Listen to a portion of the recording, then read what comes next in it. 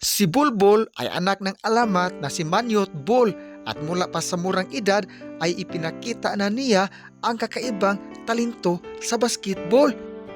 Pero mga idol, hindi naging madali ang kaniyang landas.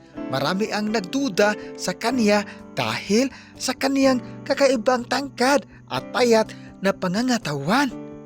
Pero mga idol, sa halip na maging hadlang, ginawa niya itong inspirasyon upang pagbutihin ang kaniyang laro at patunayan ang kaniyang kakayahan.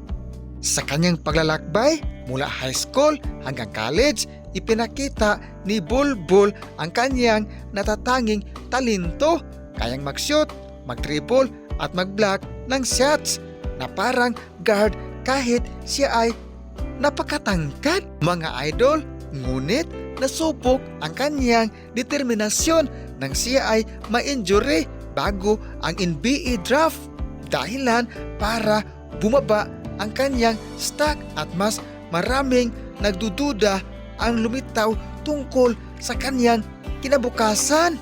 Pero mga idol, sa kabila ng lahat ng pagsubok, hindi siya sumuko. Nakapasok siya sa NBA at unti-unting pinapakita ang kanyang halaga sa loob ng court.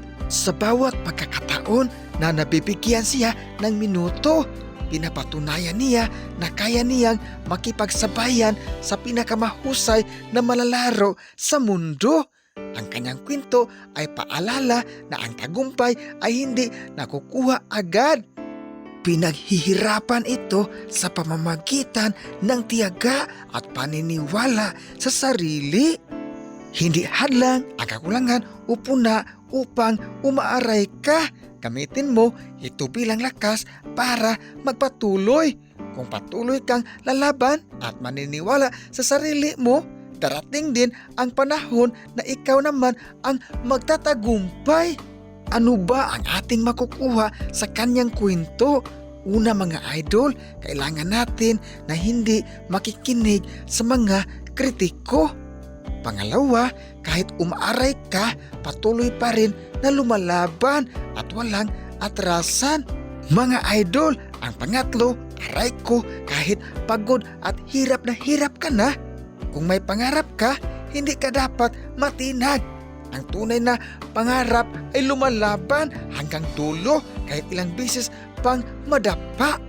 At ang panghuli mga idol, huwag nating maliitin ang kapwa natin. Hindi natin alam ang magiging kinabukasan nila. Darating ang panahon na ang mga minamaliit natin ay sila pa ang aangat at makikilala sa buong mundo. Aray ko, kahit mga idol, maniniwala tayo sa ating sarili na kaya natin na lumalaban sa lahat ng hamon ng ating buhay.